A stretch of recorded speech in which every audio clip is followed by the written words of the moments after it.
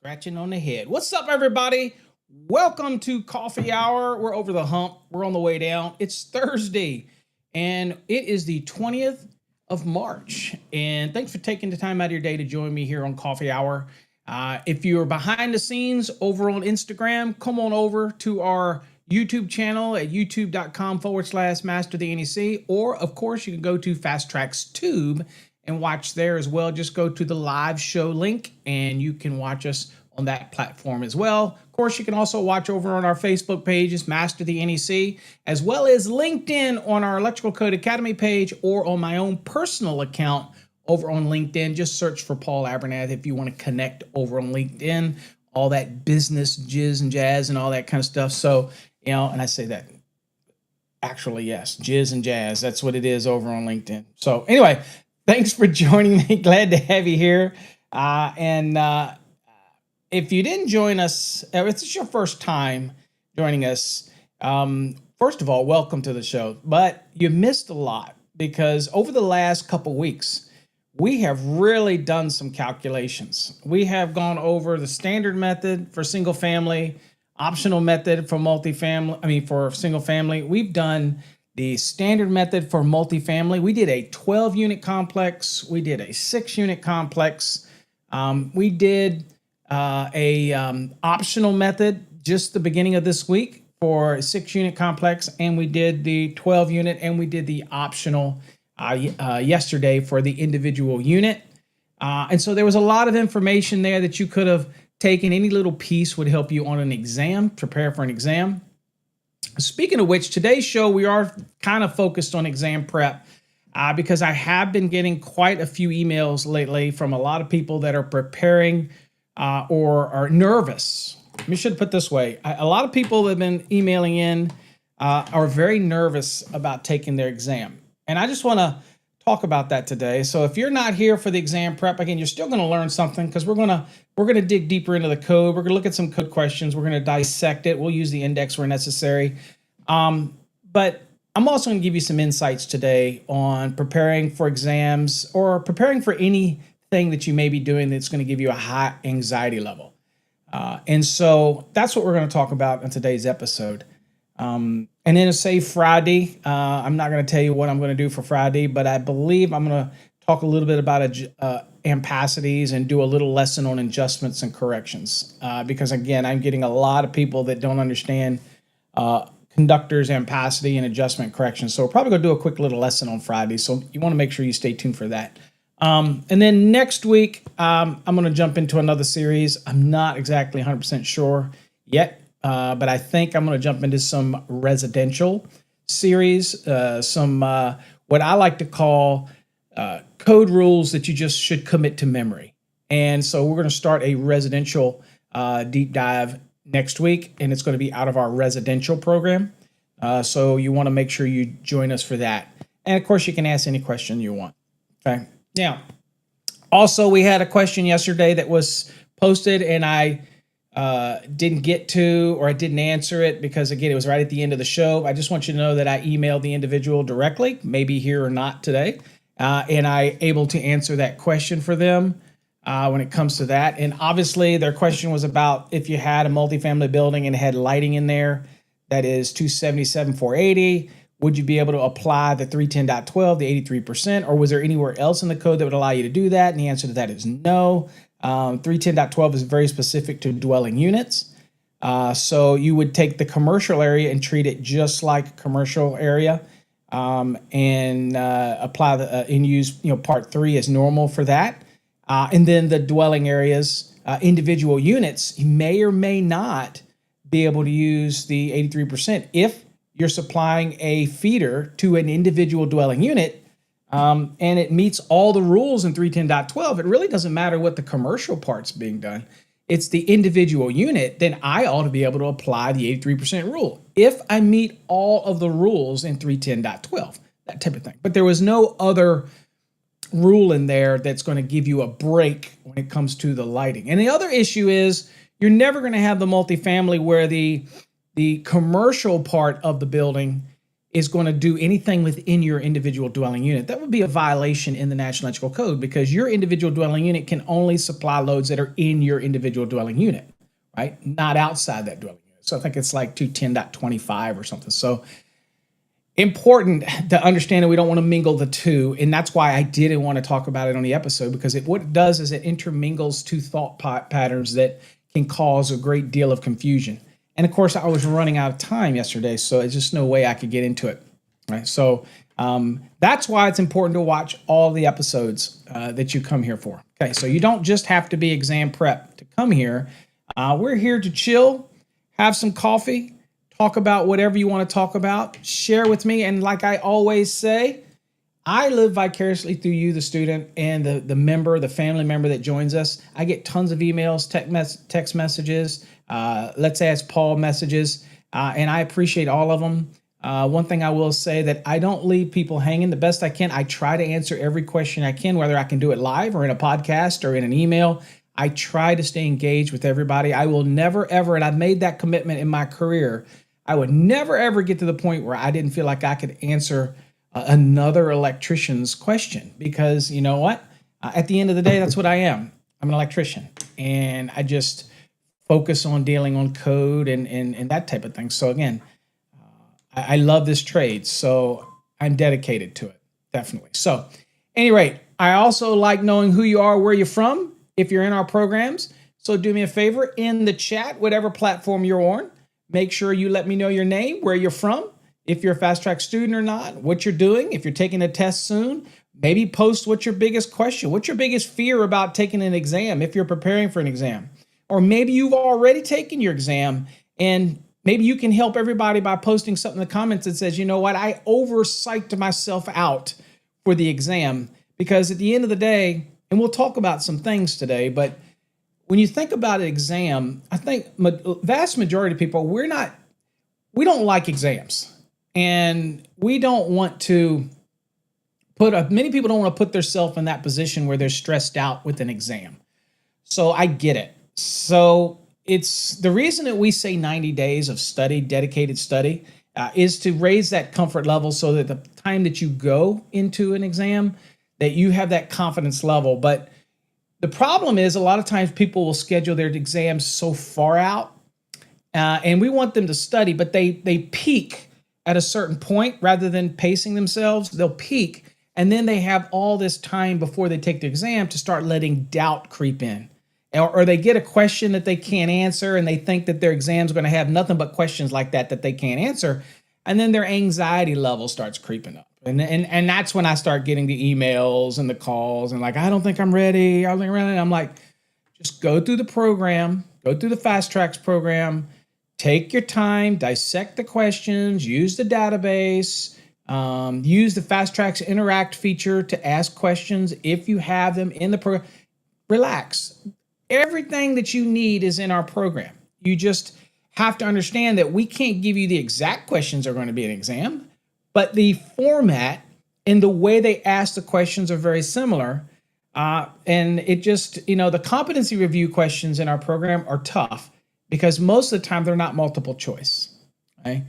So when we look at the database questions, and we'll look at them today, they're multiple choice. And that's what you're going to have on an exam. So relax, you're going to have choices.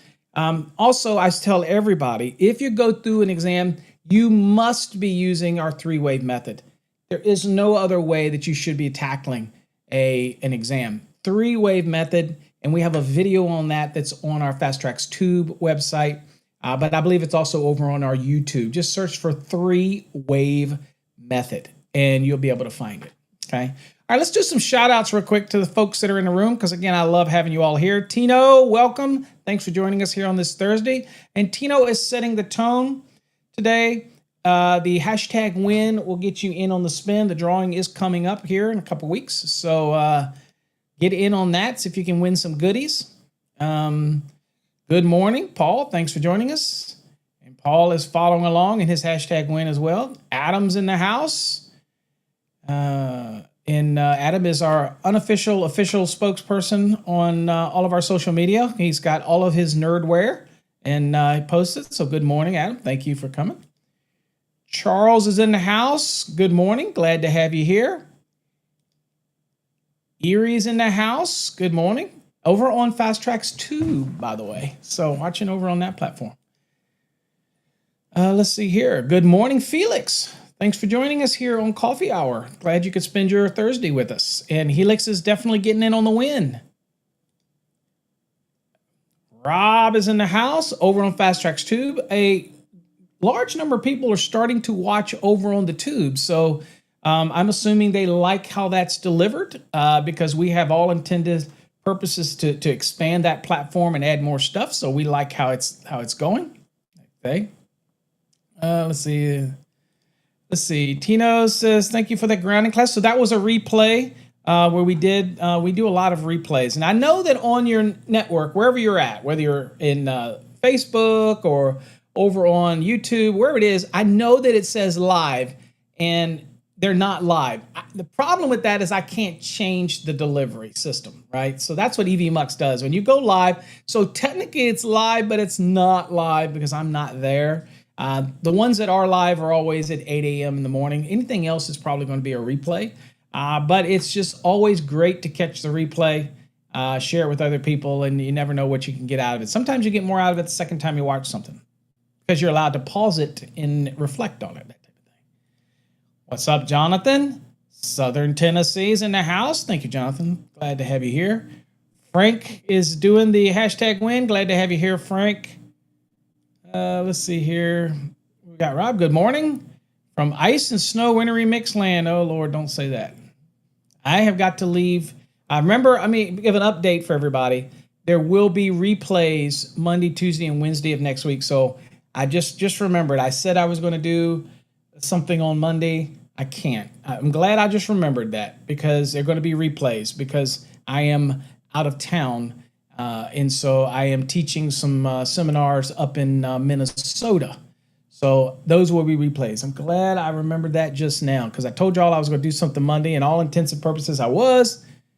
But all intended plans, I guess I got to. So it's going to be replays. Okay. Sorry. Just remembered that. Good morning. Almost Beatbox Friday. It's almost here. Dominic. Thanks for joining us, Dominic, over on YouTube. Daniel's in the house. Daniel Fulham, good morning. Glad to have you here. Robert down in San Antonio. Robert, thanks for joining us. I believe Robert's an IAEI member as well, I believe. Let's see here. Gracefield Life, good morning. Cold, 38 in the hill country. It is 46 degrees here in Central Virginia. So you can keep that 38. Good morning, Mike. Thanks for joining me this morning. Rob, good morning in Minnesota. I will see your Minnesota in less than a week. I'll be up there. Good morning, Terrence. I'm up in DC, Maryland, Virginia, contractor. Thanks for joining us. David Scott's in the house. Thank you for joining us. I need to start setting up theme music for everybody so that when I can push theme music, because I got an unlimited number of musics and themes now since I subscribe to Upbeat. And that keeps me from getting all these strikes on YouTube and all, because now our company pays for this music and these little things. So it's amazing how that, So let's see here. Let's see. Erie's got a question this morning. It says, what is the purpose of having two methods of calculation other than money savings? I wanted to ask you yesterday, but ran out of time. You mean with the traditional method versus the optional method? The optional method takes into diversity, no different than the standard method. We need the standard method for sizing neutrals. There are some occasions where the standard method may yield a better result, but I wouldn't say the NEC cares about the money. It's not a money thing. Now, reality for us, it ends up being money because just by virtue of the fact that if the optional method has more diversity in it and how you calculate it, then in that scenario, we went from 1,000 amp service to an 800 amp. That just saves money, but that's not the intent of the NEC. So the NEC is using diversity, whether or not the standard or the traditional method, or gives you an optional. I like having options, but I think it's historically the optional methods is bringing in a lot more diversity because you're taking nameplates from everything, understanding that everything is not going to be running at the same time. So it allows you to have some of that diversity in there, and it just ultimately yields. Now, as far as historian, I can't tell you. I don't have the knowledge of going back. I'm a code panel member, but I'm not a historian. A lot of times people will send me stuff and want to know, why did the code do this back in 1940s and 50s? And I'm like, shit, I don't know. I don't care because I'm not a historian. Now, if I have to do research on something for an old dwelling or whatever, and I have to bring relevant codes, if I'm going to be in court or something like that, that's different. That's research. But really, to be honest with you, I only care about the latest codes. And then the ones that I teach, right? So I have to always be prepared to know 2023, 2020, 2017, things like that. But then I usually just block everything else out because I don't really care. So I can't tell you the significance, and I'm sure there's historians out there that will. But for me, I just know that we have two methods. I always realize that from me, if we don't want to make it money.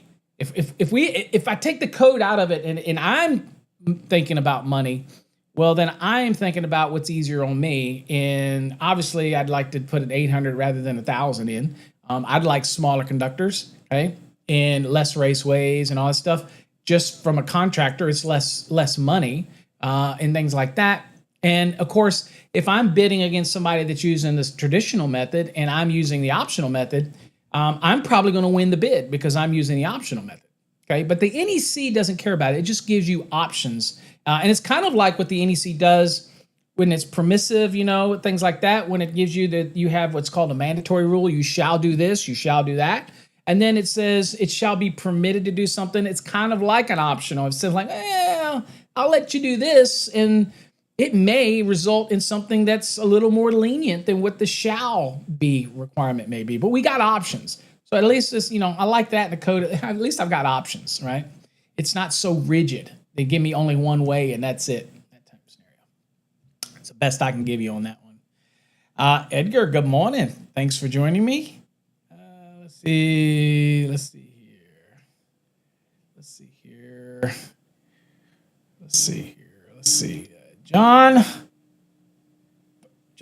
Paul, you literally just described you. I did the program and now I'm worried I finished too soon.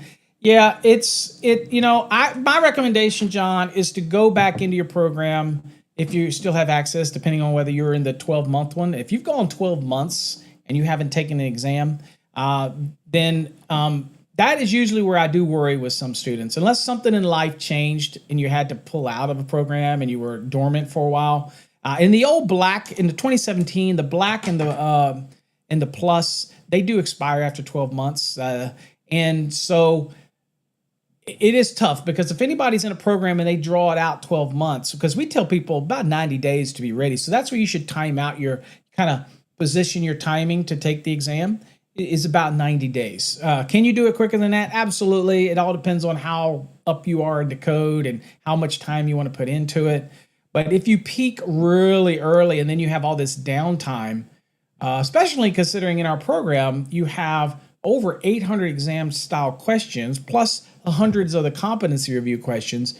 If you've gone through every one of those and you've done the timed tests and you've done everything, and now you've got weeks, if not months remaining, it's going to be tough because the doubt's going to creep in. You got to remember that some of the questions that you may find out there are poorly written questions. And so sometimes they don't give you a lot of information. And of course, you're trying to dissect it, and there's no magic to this. You just have to get used to doing it. So go back and take some of your existing questions, and even though you may know the answer because you've done it, that's okay. Take the question. Now you're struggling with searching and finding answers to questions. This is where you take the question and you dissect it out, and you look at all the words, and you start using the table of contents, you use index, and really see what's in the back of that book, that type of thing.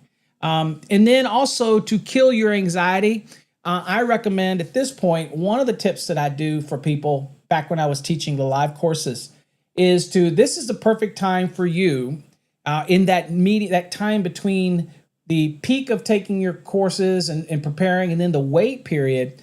This is where I would get index cards and just sit down and just physically, not the electronic ones, go get some index cards because you're training the brain now, and basically just get used to writing on one side the article, on the other side the code reference, and work through it and create flashcards, because you learn as you create the flashcards for all the articles, all of the important tables, not all the definitions, but some of the key definitions, just so you understand. So by doing that process in this time that you have, this period between where you peaked and the time before you take an exam, I recommend doing that because it keeps the mind engaged in it, and you are able to start just quoting code sections and quote articles and things like that. And it's just going to make you better, and it's going to build on top of all the studying you've just done. So that's my advice to kind of get your nerves down, that type of thing. You know what I'm saying? Let's see here. Good morning, Angel. I am doing good. Thanks for joining me today. Let's see here. What we got? Adam says Fast Tracks too, but it's TRAX, folks. Okay. The reason I say that is because I had a guy contact me the other day, and I realized he was just a spam guy, and he was just doing this to do it. Said to me, "Hey, Paul, I'm getting spam from about Fast Tracks and the tolls, and why are you spamming me?" I'm like, "Dude, how do you spell Fast Tracks?" And he spelled it out, and I was like, "That ain't us, right? Ours is FASTTRAX. That's what I have the trademark on. Okay, nothing else. It ain't track, TRACK. It ain't TRAC. It's Fast Tracks. Okay, and it only pertains to electrical. So his had to do with tolls. So he got some texts, and he was like, "Whoa." Then I realized he was just fishing, and he just, he probably ain't even a student. He's just trying to get me to engage so we, do something, and that's the type of thing. And I didn't read all the question here. I'm grateful to have you helping us oldest son. Does he really enjoy it? Helping him through school. Thank you so much. You're most welcome. You're most welcome. Red Dog. Hola. Buenos dias. Thanks for joining us. I believe you're probably also over on Instagram. Okay. Fast Track students. Starting Unit 8 load. Yes. So Unit 8, Unit 11, and Unit 13. 8, 11, and 13 will definitely test you. Those competency reviews. If you bomb out on it, don't fret. Just take your time. Go back over it again. But they are the toughest units in the entire Fast Tracks program. Don't get discouraged. Stay focused on it. You'll be fine. And of course, utilize Fast Tracks Interact to ask us any questions so that everybody else can also learn, because it also stays up there. So anybody that goes into the Fast Track Interact module will actually see previous questions, and they can just scroll through them and read them and see the answers.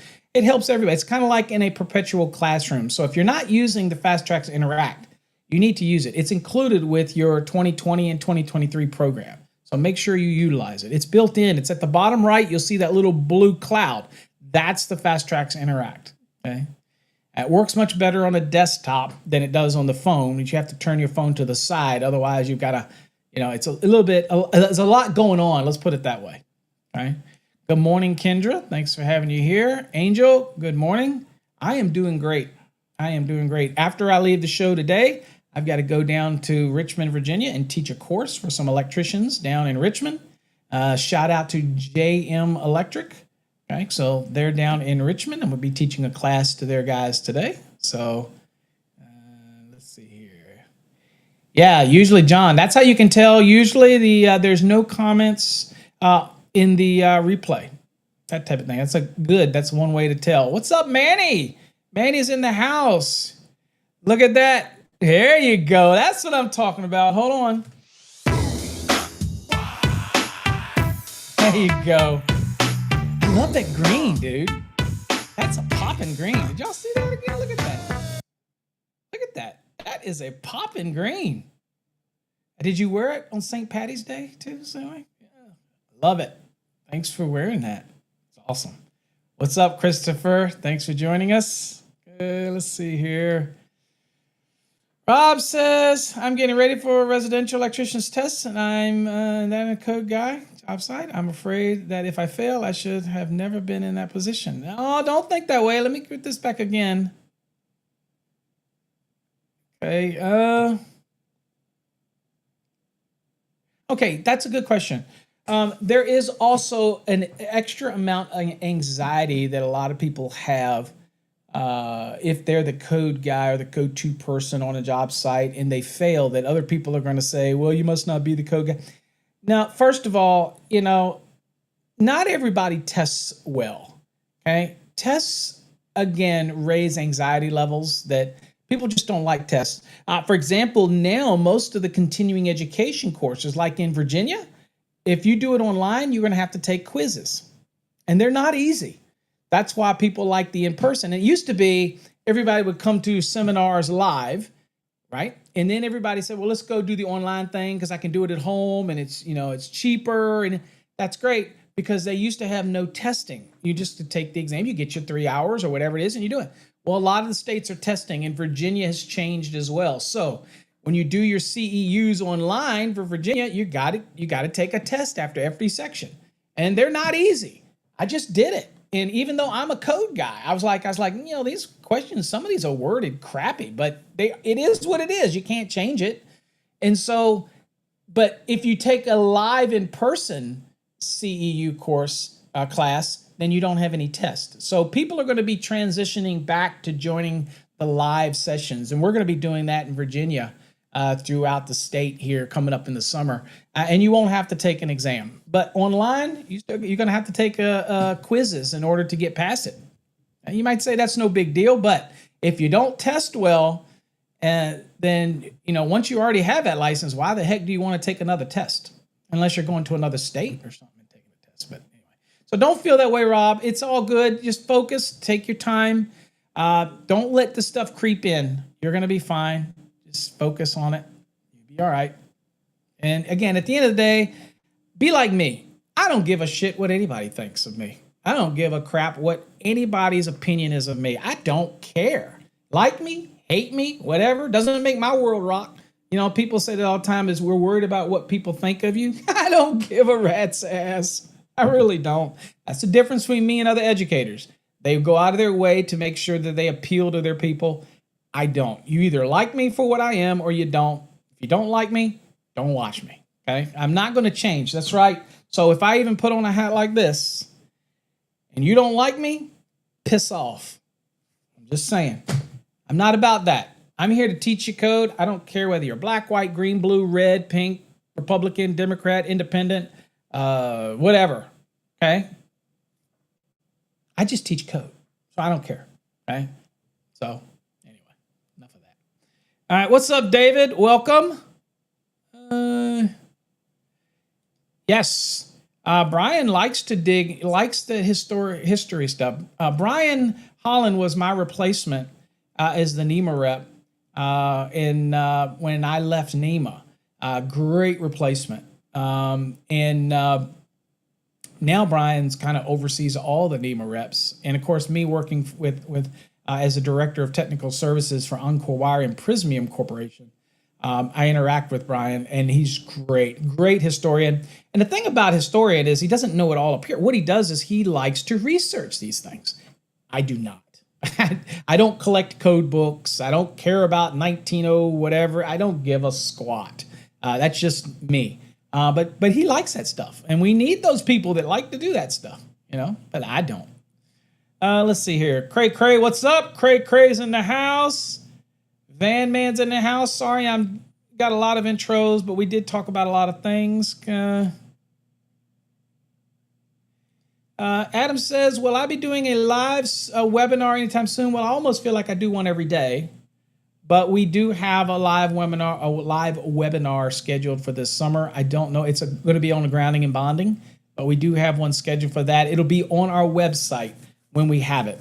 Okay, but I'll probably mention it here. But yes, we do have one planned for this summer.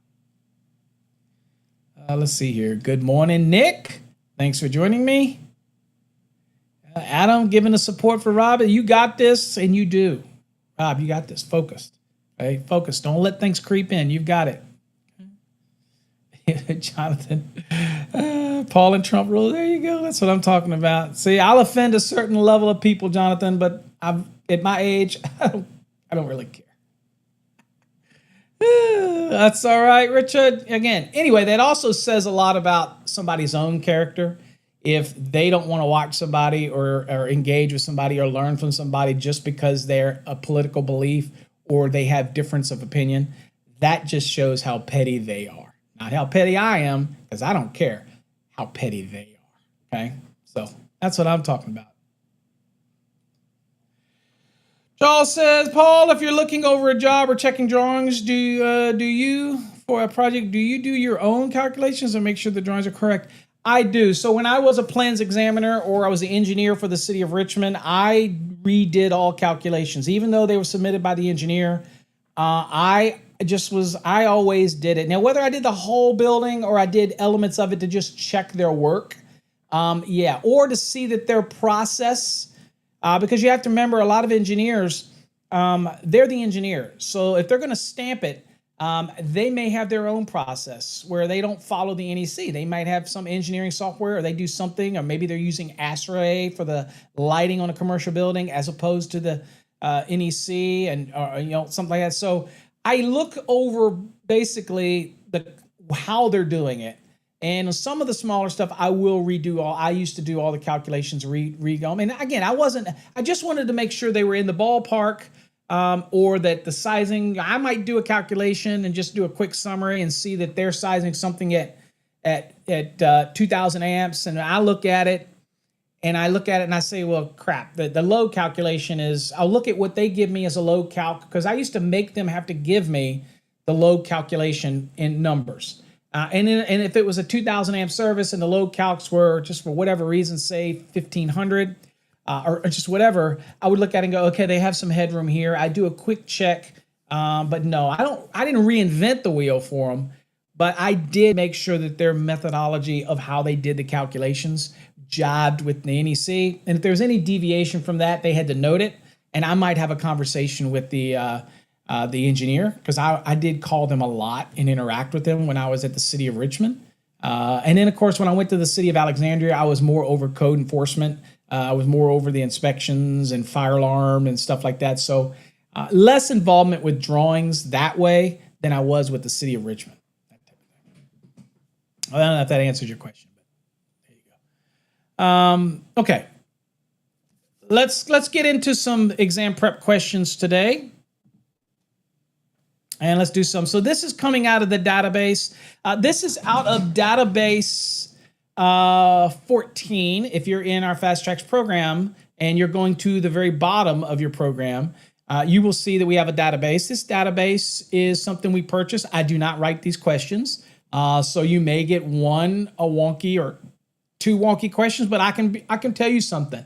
I just did my Virginia CEUs, okay? Because I could issue my own, but I like to see what other courses. So I audit all of our courses that we partner with. So I use the CEU programs that are available through our website and the partner, right? And I did it, and it was Virginia, and I renewed my contract, all my licenses renewed, and some of the questions were wonky, and I let them know of which ones I thought were wonky because they had just got approved for the Virginia renewal. You have to renew it every time a code changes, and some of them were wonky. So I let them know because I'm like, you know what? Ambiguous questions really don't help anybody. And these guys are already licensed. So why would you want to have an ambiguous type of question? Be clear. Again, that was just me just volunteering to let them know because they are kind of partners in that scenario. So anyway, so you might get some wonky questions on the exam. Don't let it freak you out. Also, I should mention, for you guys that are taking the exam, if you're in the exam and you get a question that's wonky, if you read that thing and you're like, what the hell did it just ask? Mark that sucker electronically and skip it. You can get it in the second wave. Relax. I think I hear from so many students that they ran out of time on the exam, that they spent too much time on a single question. God, don't do that, okay? Mark it and skip it. Because if you follow the three-wave method, then mark it C. The answer is always C. If you mark it, you come back on the second wave, okay? And if you answer it, you unmark it, and you just keep going. But you'd be surprised after you go through questions that sometimes you go through the ones that you know, you'll get a little more relaxed. And then you'll start thinking a little more freely, and that anxiety will start to lessen up a little bit. So follow the process. Don't freak out on an exam. And for God's sakes, don't let one question get you so bogged down that you get behind. You start staring at the clock. Don't do it, okay? Follow our three-wave method. It's the best way to do it, no doubt. Okay, so here we are in this question right now. Now, this is the kind of question that you get on an exam that you should just know right off the bat. When you look at it, you're like, this makes sense to me, all right? Because this is more like a question that's pretty common sense driven, but you read it, but it looks long. A long question, and I know some of you may not be able to see the question, okay? Also, this series does have timers.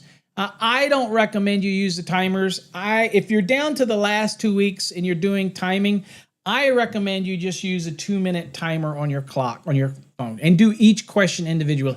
Don't try to do them all in 60.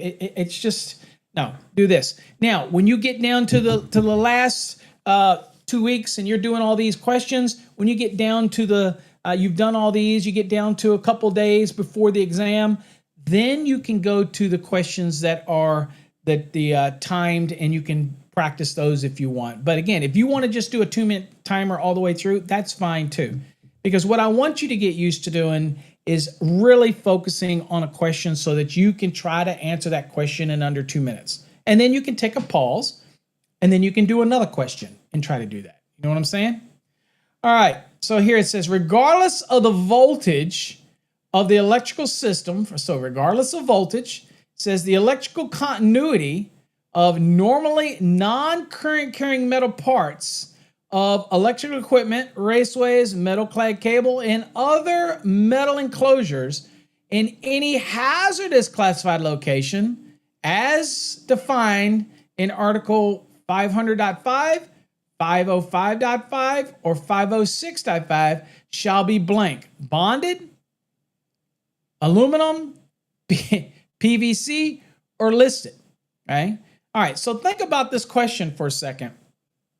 If I look at this question, we already know that they all have to be listed, right? But when we're talking, when I see a question like this and it starts saying stuff like this, electrical continuity of normally non-current carrying metal parts, raceways, and all this kind of stuff. All this part here, this draws me out. And granted, I'm a grounding and bonding guy. I'm code panel 5. I focus on this stuff a lot. But when I look at this and I think all of this stuff has to be listed anyway. What does aluminum have to do with it? What does PVC? PVC is not conductive. That's a no-brainer. So on an exam, I increase my odds by throwing out PVC. So now I have a 33% chance of getting this thing right? Because I got bonded, I got aluminum, I got listed. Well, we already know it's supposed to be listed, right? So I'm thinking, look, what do I have to do to ensure electrical continuity on all these metal parts? Well, they all have to be bonded together, right? So that's where my mind goes on a question like this, okay? But also we're dealing, so one of the things though, is we'll go to the NEC real quickly, and I'm shocked this worked right off the bat, so we got something going right today, because normally that wouldn't work. But I go down to 250, and if I'm perusing these things down here, and I go down, then I'm down here at bonding, because we're talking bonding, and here you see specifically, and this will be something you forever remember, and that's why we do this. That's why we did not go to the index. We're like, okay, I'm going to give you something that you're going to forever remember. The bonding, all the stuff about bonding, and when it comes to 250, when it talks about bonding, here it says bonding in hazardous classified locations, 250.100. And what does it say? And by the way, it is under bonding, okay? And here's what it says, verbatim. It says, regardless of the voltage of the electrical system, the electrical continuity of normally non-current carrying metal parts, that'd be the frame, that would be the enclosure, yada, yada, yada, in metal clad cable and all that, blah, blah, blah, of any hazardous classified location, okay? There you go. And all this information, it says right here, any bonding method, and it gives you the code references for the bonding method. Again, 250.92B2 through B4. That means you can't use the grounded neutral conductor, but it gives you other ways, and it basically acts like this assured bonding that you would have at a service, okay? That type of thing, because that's what, and I'll click it so you can see, that's exactly, for example, right here, methods of bonding at a service. That's just a higher level of bonding that we have to do, and it gives you some options here, but you'll notice that you can't use number 1, okay, because that would be bonding to the grounded service conductor. Can't do that. We're on the load side, right? We're bonding hazardous location things, right? So, but we have all these other options down here to do, okay? So, anyway, that's where that one was. Now, I could probably go back in the index, and I will see if this works. Let's see if, let me make sure I share the right one, because I would screw this up. And I could go down here, and I could probably go down to hazardous locations, because again, that would be dissecting. And let's see. You got your code book, you can go. So here's hazardous locations, but let's just go to the general hazardous locations right here. All right, and let's just see if there's anything in here that might get us anything.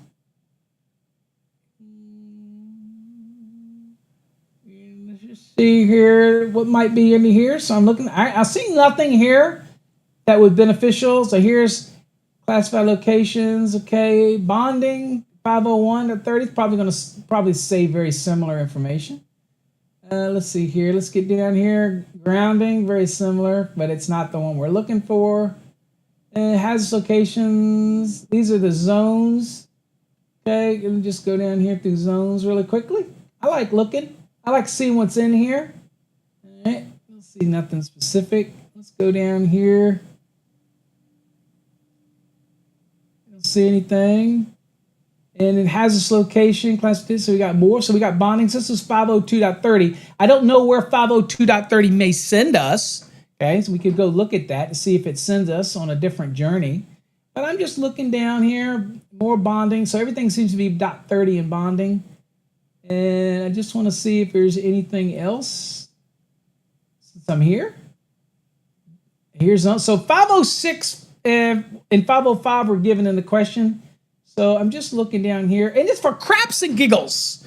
All of these seem to give us the .30 for bonding, right? You get me? So I just for craps and giggles, let's go back here and let's see here. Let me go share this tab. If it does it, okay, it did it. It did it, so we didn't get lost. And I'm just going to go real quick because we can. Because this is what you should be doing. You should be dissecting the questions. And so this is what sets us apart. This is kind of how you do it. So I'm going to go to 501.30 real quick just to see here. So this is grounding and bonding right here. And I want to do this here. And let's see here. What reference is it giving in here? Specific bonding, lock nuts, double lock nuts, yada yada. It's giving us some reference in here. So it does give us 250.102. Doesn't necessarily give us 100. But it says shall be bonded in accordance with 250.102. Let's see. It talks about 251.02. It also gives us that. So again, you have to understand the flow. So I go to 250 because that's naturally where I would go when it comes to that. And I happen to have known that there was something in there for hazardous location and bonding specific in 100. Forever now, you know now. But if I were to go here, I probably can still get the answer if I go here, because ultimately I would go to 251.02, and this gives the method, right? That type of scenario. But I would probably at that point bold scan, and I would get there. But either way, I think it's important for me to make it clear that the index is not the Holy Grail, okay?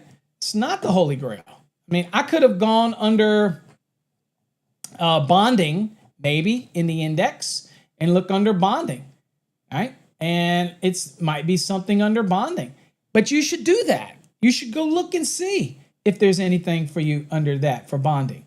All right, I'm just going to go look and see real quick. I won't take you there. I just go look and see if there's anything under bonding. There's bonding. And if I look at bonding, it says 250 part 5. So I could have gone to part 5 and do the bonding. But let's see if there's anything specific under there that talks about hazardous locations. All right, it ends up sending me to hazardous locations. Okay. Other than that, I'm just looking down to see if there's anything else that might get me where I need to be. No. So if you go into this and you think that just because you have an index, that it's going to take the place of you studying and looking these things up, you're mistaken. But if you look at a question like this is where common sense must kick in. Okay, these products already have to be listed, okay, to go in their use. All raceways have to be listed, okay? If the enclosure is designed for a hazardous location, then it has to be listed. Not all boxes have to be listed, but if it's going to go in a specific hazardous classified location, then it's going to be listed for that. It has to be evaluated for that. So the listed is obvious, but for me, the question is talking about continuity of all these metal parts. And so how do I achieve that? I only achieve this by bonding everything together properly. And what do I have to use? I have to use the more enhanced bonding techniques that the same way that I would have to do for services. And that's why it directs us to 250.92. Okay? So those type of concepts are something that you just got to get used to reading a question. Right? So again, I would say it's bonded. There we go. And what reference? 250.100, okay, is the exact reference for that. All right, next question. Let's read the question here.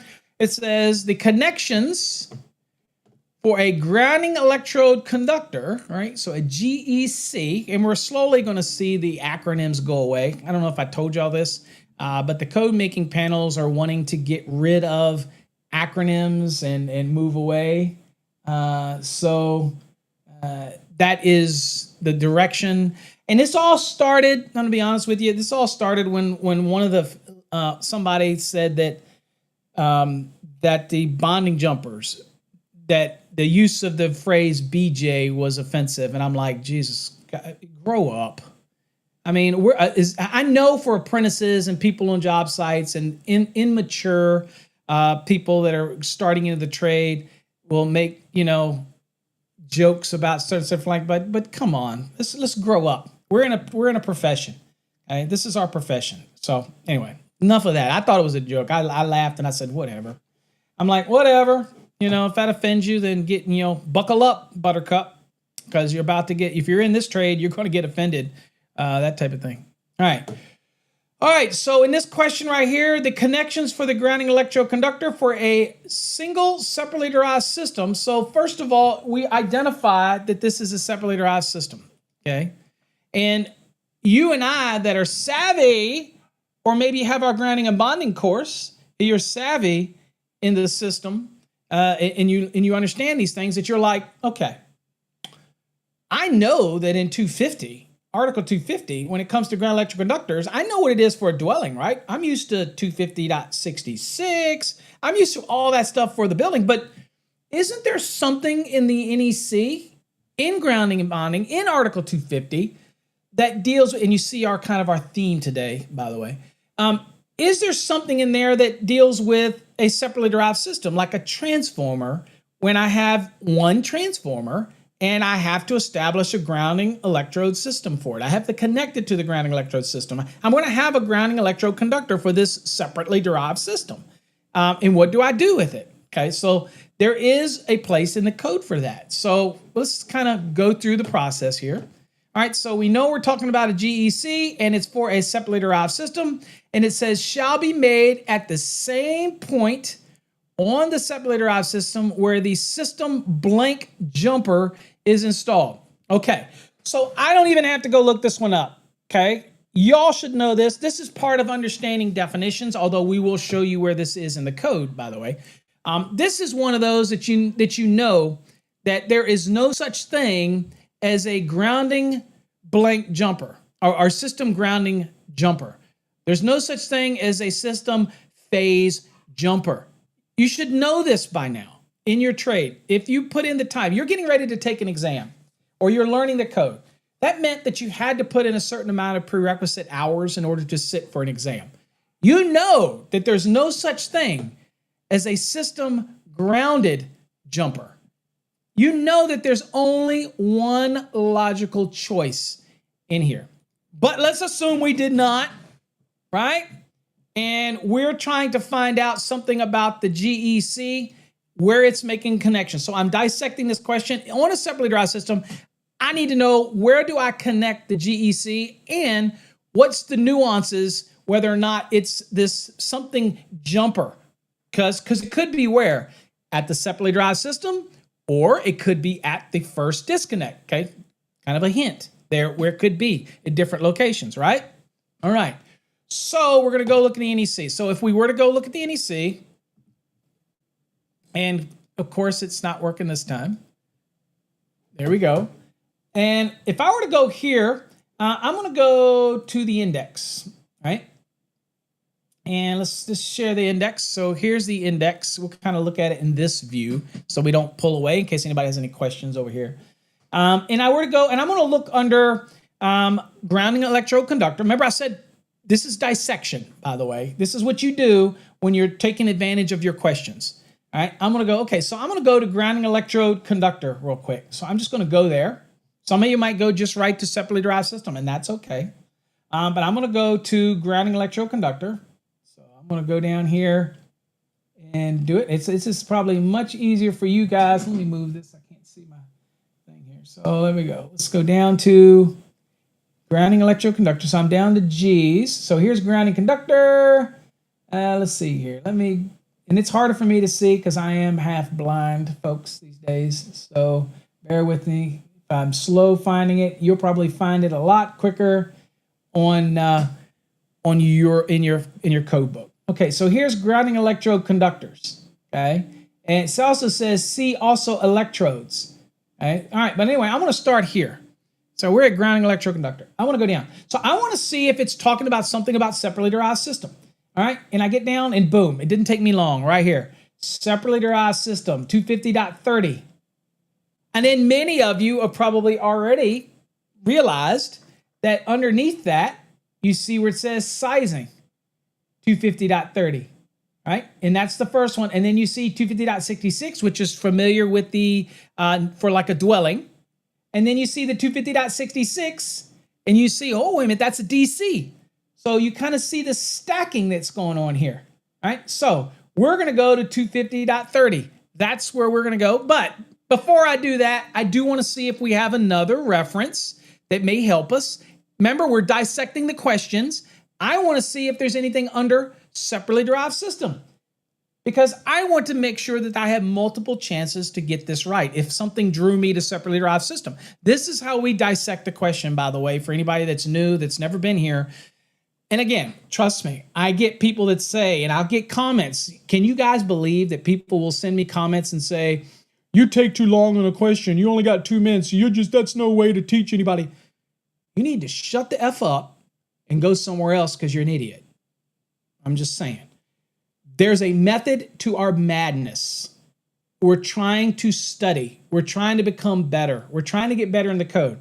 If an educator is telling you that you don't learn to dissect it and really use what you paid good money for, then you need to find a different educator. They don't know what they're talking about. And I'll say it to their face. Tell them Paul said it. I'm right here. I'm easy to find. They can find me at meetings, at conferences. Have them come up to my face. If you're an educator and you think I'm wrong, come up to my face. I don't shy away from anybody. I'm ready to have a debate anytime. That's what I also tell people. If I'm out somewhere and they say, Paul, I'm going to question your code knowledge, I'm available, okay? Whether you're one of those other educators who want to say stuff on Facebook, I'm always available. You want to have a code challenge? You want to do it live with me and you? Be prepared to get embarrassed because I'm ready. I'm always ready. Whether I'm at a conference, I used to do that at NEMA. If I'm on the dais, I loved you shooting me questions. And if you want to disagree with me, that's fine. But you better bring the goods because I like to argue. I love a good debate. And I don't mind hurting your feelings. It's okay. All right, so let's go to, and it doesn't make me conceited. That doesn't Paul thinks he's full of himself. No, I am confident in what I study. I am confident in what I teach. And I'm confident that I can help you get better at the NEC. I'm just confident. It's a difference between being cocky and confident, okay? All right, and as every contractor out there, you need to be confident. Every person that's getting ready to take an exam, you need to be confident. It's not cocky. If you know it, you know it, okay? All right, anyway, enough of that. All right, let's go to separately derived system because I want to see if there happens to be anything under there. Let's see here. Y'all are following along, and let's see here. Okay, let's get down here. Okay, separately derived systems right here. We do see under separately derived systems, there is a 250.21, there's a 250.28, there's a 250.30. Okay, all of these, let me show you right here. Oh, you can't see it, right here. All of these would be fair game for me to write down on my scratch pad in an exam, right? Because at the end of the day, we're talking about a separately derived system. And the moment that I saw Article 250, the moment I saw that, I know what is 250 about. It's grounding and bonding. My question is talking about grounding electroconductors. It's talking about separately derived.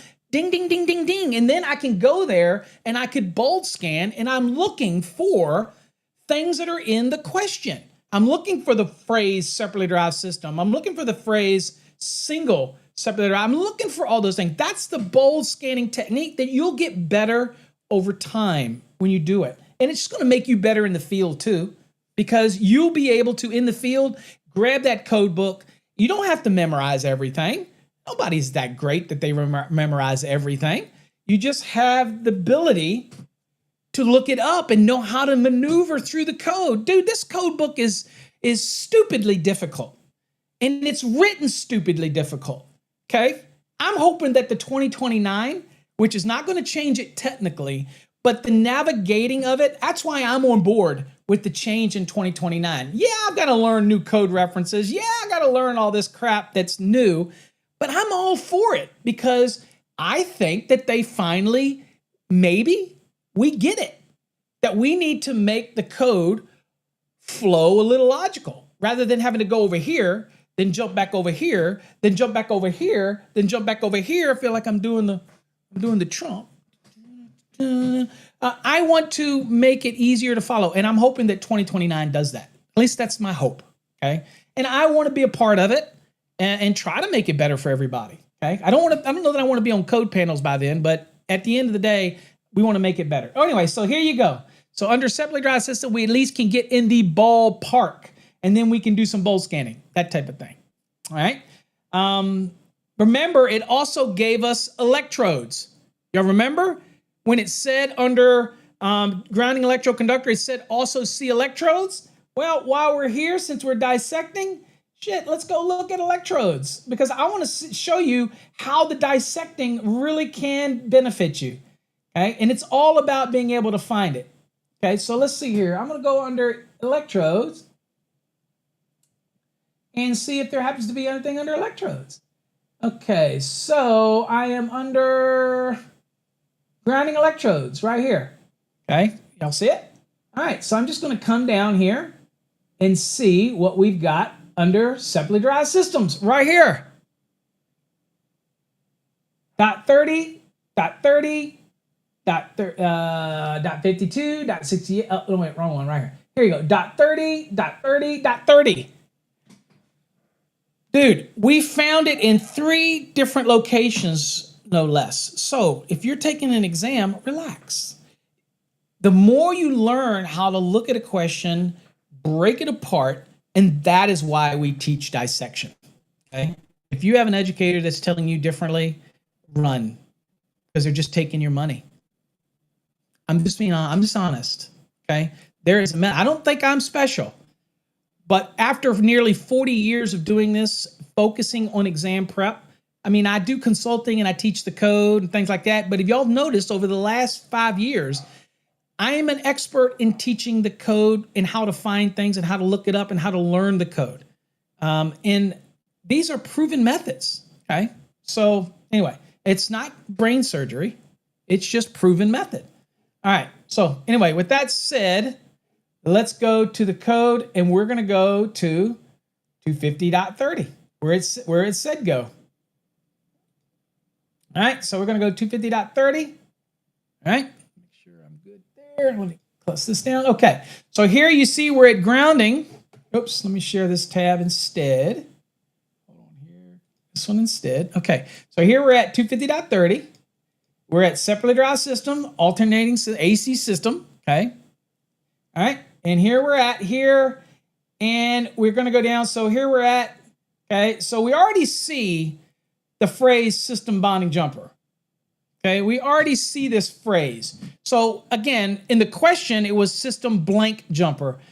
We already see this phrase. So we probably already know, right, where we need to be. But we're trying to find out the rules for a single separately derived system. So there's a supply side bonding jumper. It's grounded. Okay, grounding electrodes. Boom. The grounding electrode conductor for a single separately derived system. Remember, dot 30. Okay, dealing with separately derived system, like a transformer, separately derived system. All right.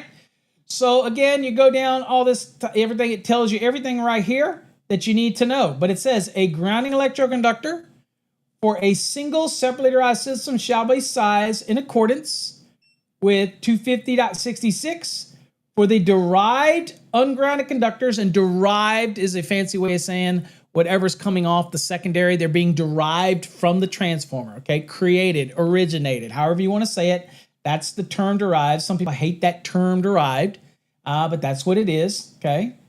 And you go on to there, and now it go on, but we're at this point right here because in our brain, we saw this right here, okay? Same point. That was in the question. Same point, same point. So we saw it, and here's what it says. It says, this connection shall be made at the same point on the separately derived system where the system bonding jumper is connected, okay?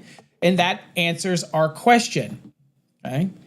So obviously, this is a system bonding jumper. Now, I know that all of you probably knew this answer right away, but it's the journey that we had to go on. It's the journey of dissection that means the most to me. Questions are just questions, but if I really took the time to explain dissection to you, the methodology behind it, why we do it, why we beat a question to death, that it's going to make you better, not just to prepare for an exam. You can worry about your timing when you get closer to your exam. Right now, we're just getting focused and we're getting our money's worth when it comes to a question. Okay? All right. Let's do it. Let's see here. Another question here. All right. Let's do another one here. Let's see here. Okay. Let's end on this one. We have a single phase 240 volt circuit with 3 AWG. Oh, this is going to be fun. Watch what we're going to do here. Let's just see if this works. All right. Y'all ready? Our sponsor today is, as always, Trade Hog. And I'm surprised that nobody at this point said, Paul, feed the hog. All right, well, we're going to calculate it out and we're going to test the hog. Let's see what the hog says. But we've got a single phase circuit, 240 volt circuit. We're using 3 AWG aluminum conductors, okay, supplying a 40 amp load that's 300 feet away from the power panel. We'll have a voltage drop of how many volts? What's the voltage? So we're using our voltage drop formulas here. And in this one, we're trying to solve for the voltage drop. Okay? And remember, there's some givens. Now, first thing to remember, this is single phase. So in our formula, we're using a 2. Okay? 2. Okay? Not a 1.732 because that would be 3 phase. So it would be 2. And then, of course, we know what the actual load is. It's 40 amps at the end. That's what it gave us. We know the distance. We have to know these things to do an adequate voltage drop calc. We know the distance, 300 feet away, right? And we know that it is a 3 AWG, okay? So we have all of the variables here. We already know the distance. We know everything that we need to know. So we can simply do 2 times K times I times L divided by the circular mil of the 3 in question, right? But let's see if the hog, drum roll, I don't know if the drum roll works here, but we're going to put the hog, I just thought of this, by the way. We're going to put the hog on the spot. All right, so let's go here, and I'm going to get the hog right here, and we're going to share the hog. All right, we're here at the hog, and I'm going to come down here, and I'm going to paste this question in there. All right, let's see what the hog says. And by the way, Jeff is constantly fine-tuning the hog and everything like this. And let's see what it says. Okay, so calculate the voltage drop, yada, yada, yada. It's got a bunch of this stuff. It says a 3 aluminum conductor. It got the ohms is 0.253. That came from chapter 9, table 8. I like so far. It says the length is 400 amps. The resistance here, plug in the formula. And it says, therefore, the voltage drop for the circuit is approximately 24.24 amps. Volts. Okay. I believe I disagree with this. Okay. And question. So we are going to test the hog and see the values, because I believe that we got, oh, wait a minute. It looks like it forgot something here. So hold on, watch this. So let's see, it's a 240 volt circuit, right? And let's see what the hog says. And I'm gonna show you what I think the hog did, right? It forgot what voltage we're trying to achieve at the tire length. Okay, so I want to double check this. So let's see here. If I don't like it, it looks like the hog is, we screwed the hog today. 24 actual volts. Okay. Voltage drop of volts. Okay, so we're going to do the math ourselves. So we're going to test the hog. So the hog, looked like the hog may need fine tuning today. Let's see if the hog is right or our question is wrong. All right, so let's see. Oh, wait a minute. What if we limit it to 5%?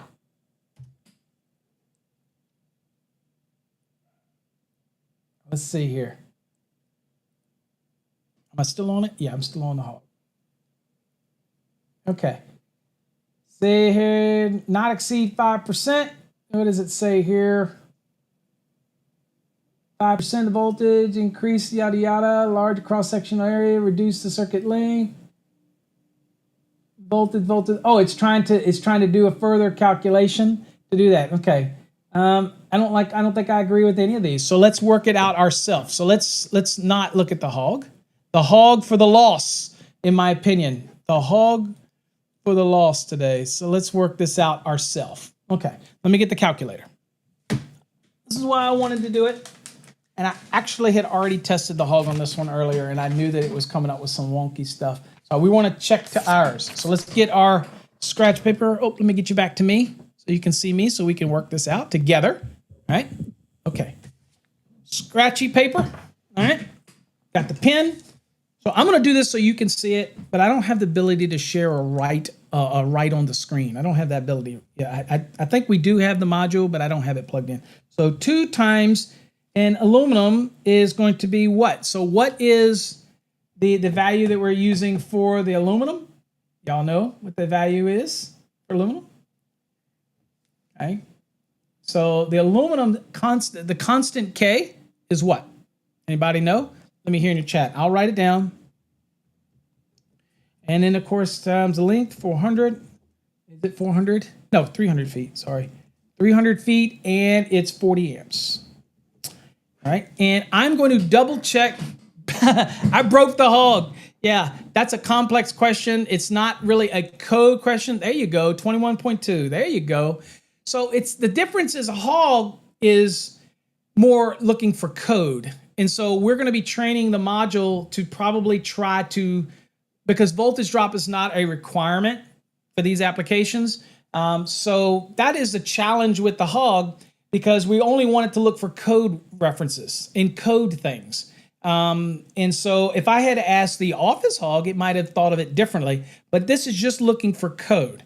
And so that is probably the hog. We don't want it to do things that aren't backed up by code. So that's probably the reason for that. But I, as always, and again, I'm looking over at him, he's on notice because I want the hog to be better than that. So it will get worked into the model. But let's do the math. Let's do this real quick. All right, so first thing I want to do is I'm going to say, okay, I want to go see what the circular mills first. I want to go see what the resistance is for a 3 aluminum. I'm going to do that first. So let me go over to here, right? And I'm going to bring back here really quickly. I'm going to bring this back, and I'm going to go, let's do this together. Great way to end the day is let's go down here, and I'm going to go to chapter 9. I'm going to go to table 8. Okay. If you all are in link, by the way, it won't say that. You have to go to what's called conductor properties. It doesn't really say that. So you have to go down here. So I'm here, right? And I want to blow this screen up, although I'm probably going to have to slide around for you. And let's see here. I'm going to pin it, and I'm going down, and it's a 3 right here. So I got to go all the way to the right over here, okay? And I got aluminum. And see, that's where it was kind of, so the aluminum per 1,000 feet is 0.403, okay? So it's 0.403. But here's what I want to do. I'm going to try this and do this way. I'm going to go back over here, and I'm going to plug in the circular mills of this 3, and it is 52,620. So I'm going to do 52,620 in my calculation, okay? All right, so let's get the, there you go, Paul's worked it out, all right? So let me do this my way. Let me get the calculator, find my calculator. Oh, I should mention, folks, for those that are behind the scenes over on Instagram, we are in our boycott of TikTok, by the way, in case you didn't know. We're in our boycott of TikTok. So we are streaming behind the scenes over on Instagram, for all those over on Instagram. Appreciate you. All right, so let's go. I'm going to go 2 times 21.2 times 300 times 40. Okay, and that is 508,800. And I'm going to divide that by 52,620.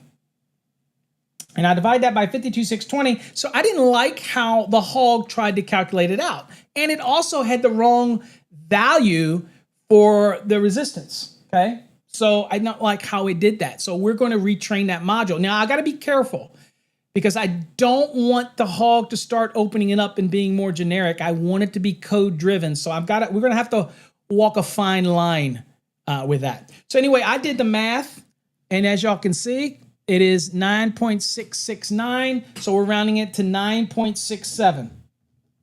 Okay.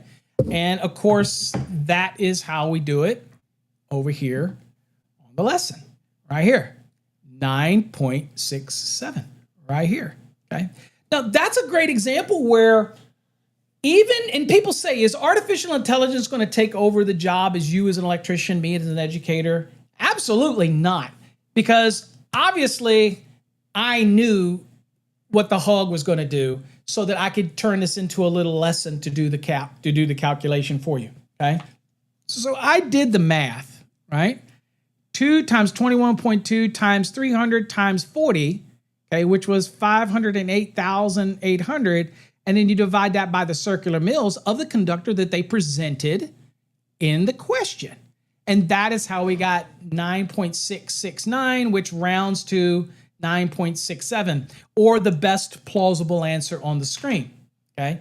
So I wanted to end on that because I want you to remember that Trade Hog is designed to be technical. It's designed to not to go into the nuances of voltage drop, which is really optional, but a good idea, but again, it's depending on crap in, crap out, and how you ask the question. Now, we could train the hog, and I want Jeff to actually do it, but if I were to train the hog, watch this. And this is not going to circumvent what Jeff does, and I don't think he'll be okay with this, but I want to show you something really quick, just for craps and giggles. So let me come back to the hog.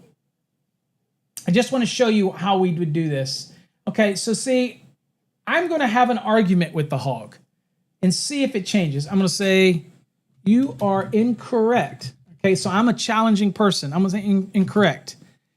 First, you have the wrong value for the resistance on a 3 AWG aluminum. Also,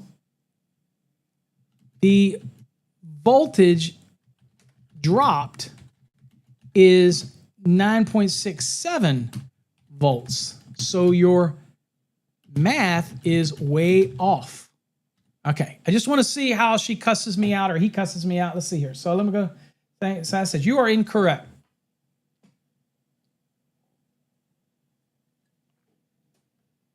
And let's see what the answer is. Let's correct the calculation using the proper resistance for 3. All right. So here it is. Okay, look at here. It says 3 aluminum is approximately 0.197 per 1,000 feet. Right? Now watch. You are wrong again. The value for 3 AWG aluminum is, and again, let me double check that for 3 aluminum. Let me just double check it because I don't want to tell it's wrong and it learns the wrong module. Is 0.403. Is 0.403 at, now this might be a difference, 75 degrees C. All right, so watch this. I love doing this, by the way. Now, this is not going to screw up. Okay, there you go. So this is not going to screw up Jeff, but to me, it's using. It says, let's correct the calculation, okay? And here it says, according to Chapter 9, Table 8. So here, one of the problems is, folks, is that I never put in a temperature. I never told them the resistance, and so I needed to pull back the information. I needed to pull the information directly from the NEC without it having any thoughts of its own. So this is just an example of how we're training the hog in order to train it out to get you the value. Now, I did it the easy way, right? I did the easy way. Since they already gave me the conductor size, dude, I'm using the formula 2 times K times I times L divided by the circular mills because you gave me the conductor. You told me it was a 3. That's the easiest voltage drop formula in order to find the volts that are dropped, okay? It's easy. And we're talking about the actual volts that dropped, that type of scenario. So, yeah, so at the end of the day, that's how I do it. Now, somebody might say, well, Paul, does that exceed the, say it's a branch circuit. Is this exceeding the 3% on a branch circuit? Well, to do that, I'm just going to take that 240 and times it by 3%. And that's 7.2. So the answer to that is yes, it's exceeding the 3%. Right now, is it exceeding the overall, let's say 5%? Okay, because we don't know, we assume this is a branch circuit, but is it exceeding? Because you can do the overall circuit is 5%, 3% for the branch, then it reserves 2% for the feeder. It's 5% overall is the recommendation, but the recommendation for the branch is 3% per the NEC. But for craps and giggles is, what is so 240 times 5% is 12.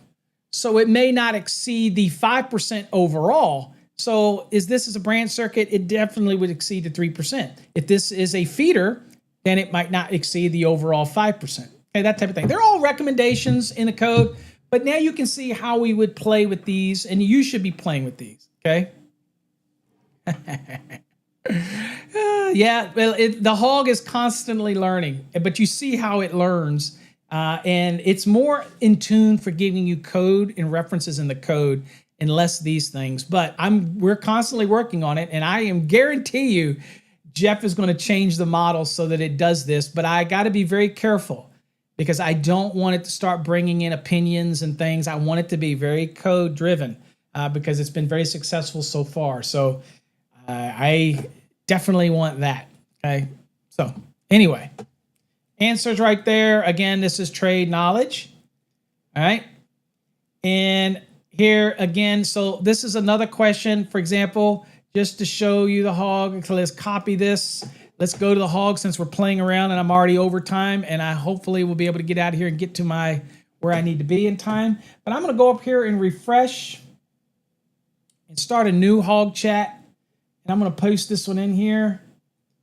And I'm just going to click it and see what it says.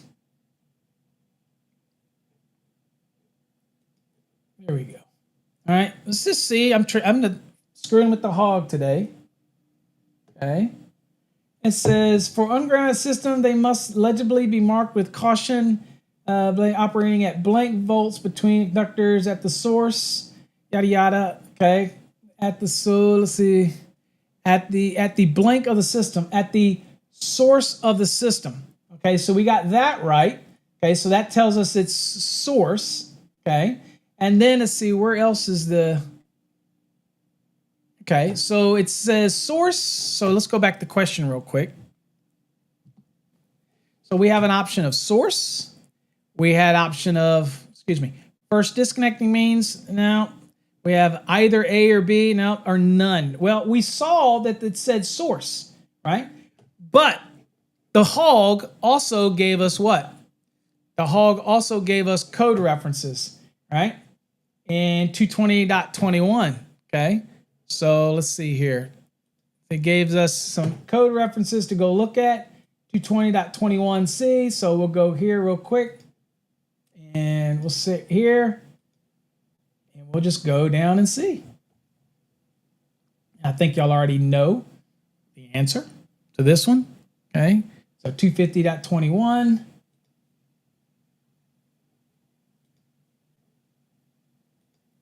Okay, so alternating right here. And let's see here. Did it give us references again? Yeah, 250.21c, remember? So here's A, B, C. Markings. There's that familiar blank, so we know we're good there.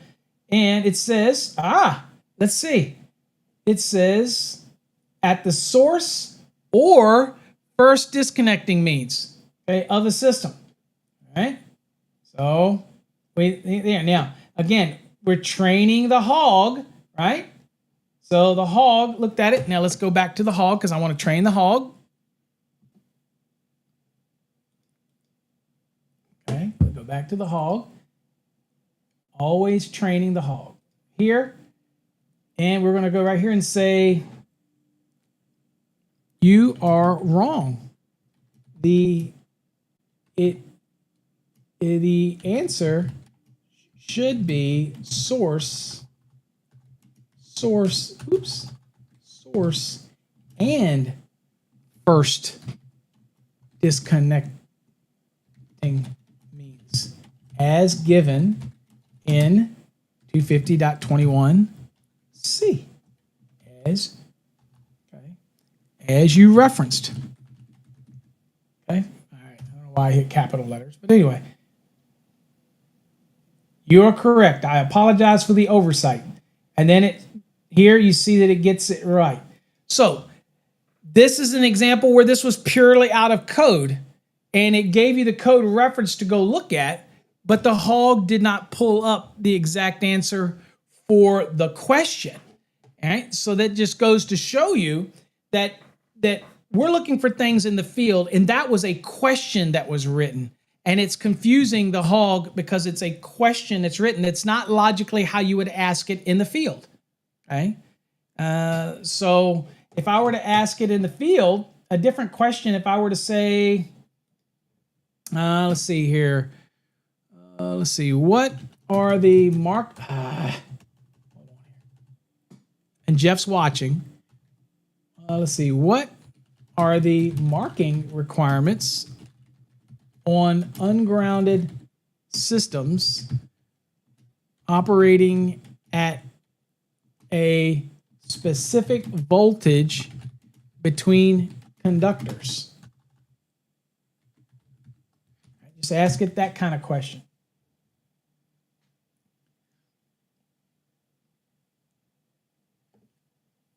Okay. There you go. So see how I asked this question? This is more of a field type of question. Oh, y'all can't see it. I'm sorry. All right, so I asked the question as if how I would in a field. I said, rather than an exam prep question, which again is, you have to get, I said, what are the marking requirements for ungrounded systems operating at a specific voltage between conductors? All right, what are the this is kind of like how I would ask it in the field. And here's what it came back with. This is how we tune the model, okay? And this is why we try to do it so that you don't copy and paste code questions like from exam preps because they can be wonky. This is how you would ask it in the field. And here it gives you the value, it gives you the code reference, and here you see what it said. It says this marking must be placed on both the source of the system and the first disconnecting means, okay? That type of thing. That is the accurate question and how you ask. So we're going to be working on the hog. We have to be careful. I want the hog to be something that's more responsive to just everyday layman questions. You get what I'm saying? Not the ones that come from exam preps, if you can understand why. Because I want things that are basically derived from how you would simply type it in the field. And it's a very fine line. And we're getting better. And this is an ongoing process. Hell, the hog hasn't been out more than a month, I guess. We are getting better and better, but this is what we're trying to do. And it's a fine dance that we're having to do with it, but it's going to get better and better and better. And so I like the fact that I asked the question and it came back with the answer that I wanted, that I knew. Okay, so that's the example. So here the answer is either A or B. Okay.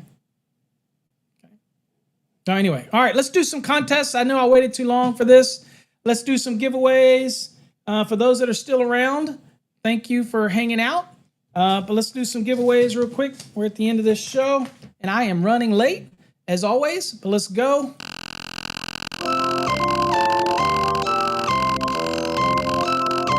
It's almost like I can never do a coffee hour in an hour.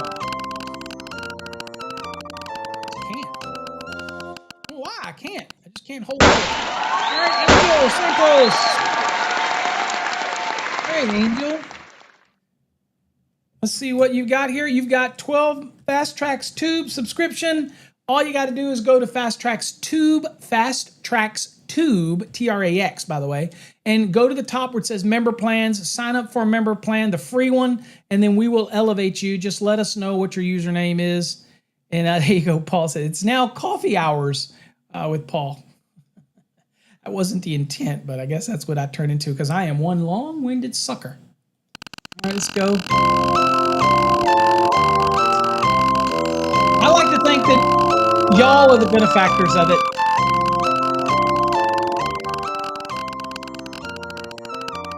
Over on Instagram, they get to see I still got coffee. It is so nice. Race for life. Here we go. All right, and the electrician's knife.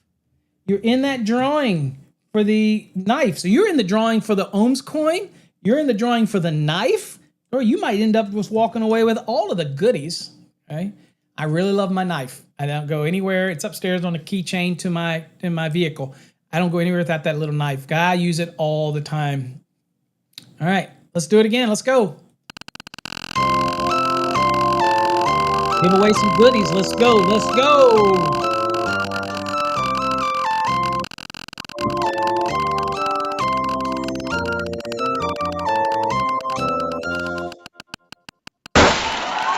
It is a lot. We covered a lot today.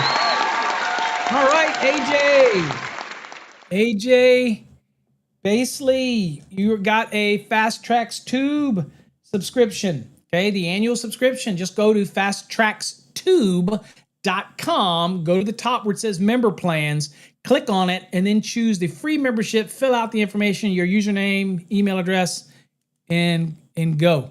And you can you'll get it once we elevate you. It takes 24 hours sometimes to get it elevated, but when we do, you'll get access to all those videos, the new interactive videos coming out, and all that type of good stuff. Check out fasttrackstube.com. And if any of you out there are not members of Fast Tracks Tube, you want to show some love, go get a subscription to Fast Tracks Tube. Okay, a lot of our videos are going to be moved over there because Facebook's getting rid of them. And then we're pulling them slowly. We're starting with the older ones, moving them over to Fast Tracks Tube, away from replays and things like that. So it's just the way it is. All right, let's do it again. Let's go. If you already have Fast Tracks Tube and you win it, we'll extend it to another year, or extend you out to a year, or we'll spin again if you want to spin again. But you got to already have it. You know what I'm saying?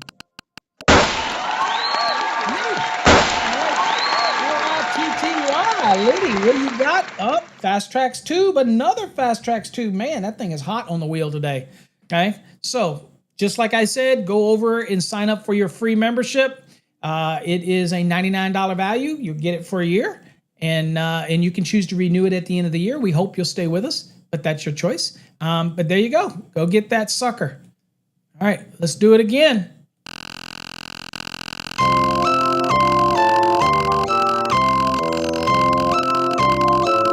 I think it's an invaluable resource to have videos. And we don't just play our videos, by the way.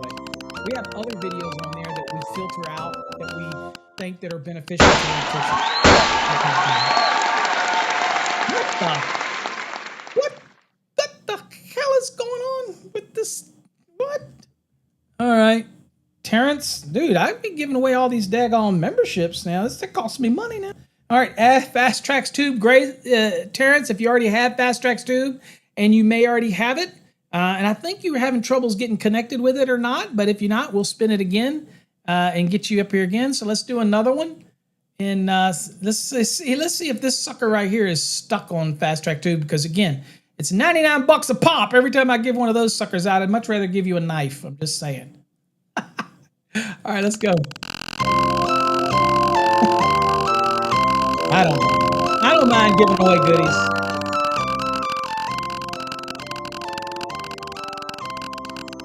We're also going to be adding Trade Hog even more to that. All right, that can't be right. Rob, if you don't mind, I know you might want the tube. And if you go sign up for it, I'll give you the tube. But I got to spin this thing again. Something's not right. Something's not right. Even though I have no control over it, I'm gonna go broke on these fast gas tube giveaways.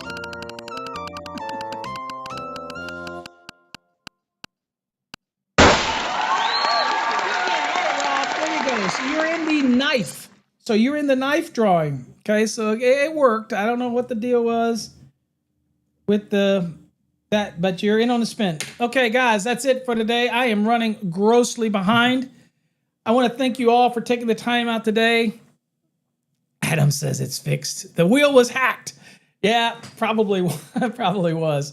So anyway, guys, hey, I appreciate you taking the time to join me today. Tomorrow, Friday, I will try to do something special for you. Maybe I will do the ampacities, and we'll talk a little bit about adjustment and corrections. And so if you have questions, bring your questions tomorrow about adjustment and corrections.